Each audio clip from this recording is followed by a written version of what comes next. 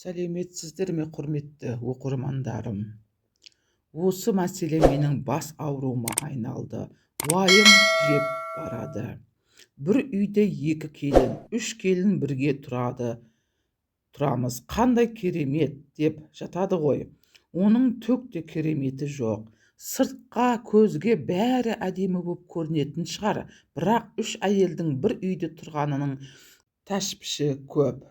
Абысыным басыма бәле болды. Тұрмысқа шыққаныма 15 жылдай боп қалды. Жасым 37-де. Ауылға көп балалы өсіп өнген әулетке келін болып түстім.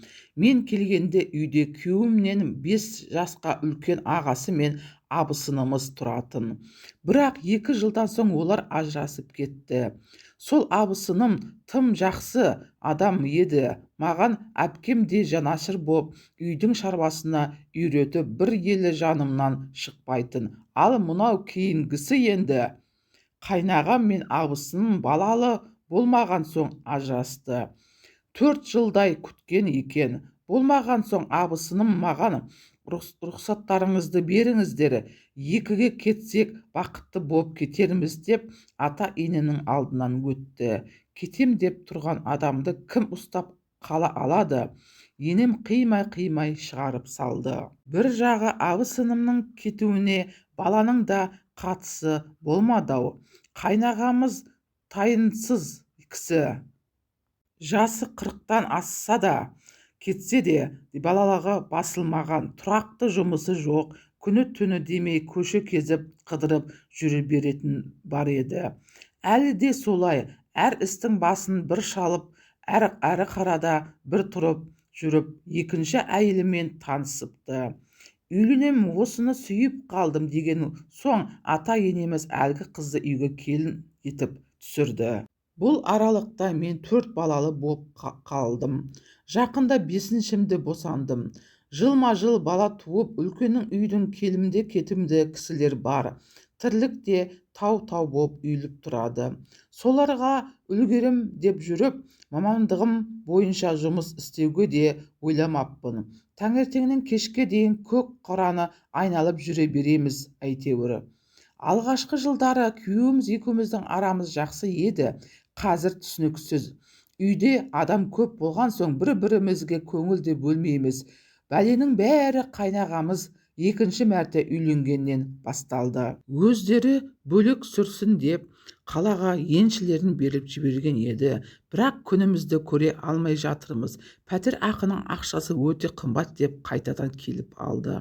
Міне қазір 3 жылға жақындап қалды. Үйінде абысыны бар деген аты ғана. Сәл басты болған соң қалаға қатынап жұмыс жасайды.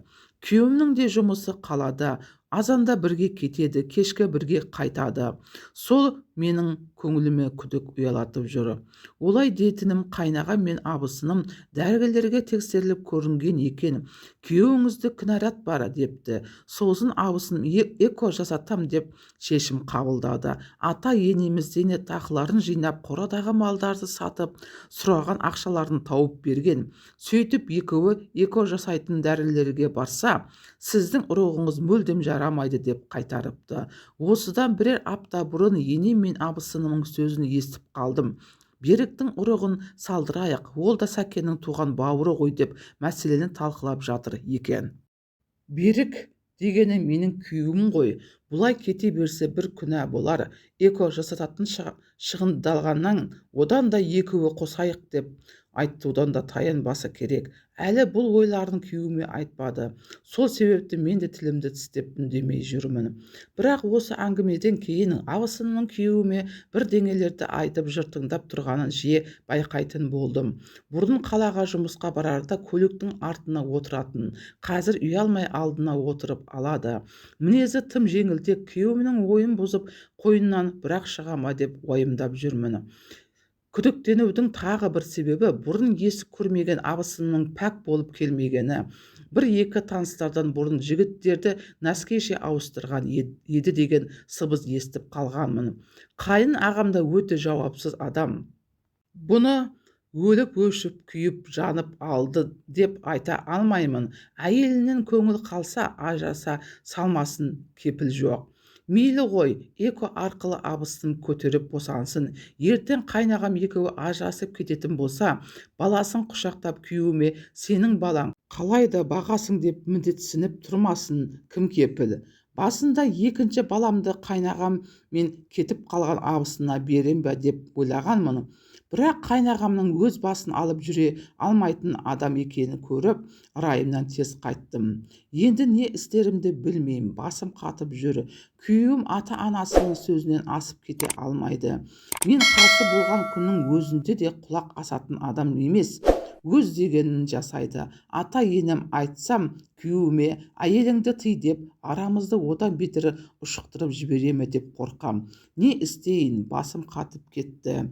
Міне құрметті оқырмандар, пікірлеріңізді комментарийға жаза кетіңіздер. Тіркелмеген болсаңыз тіркеліп лайк басып қолдап кетіңіздер.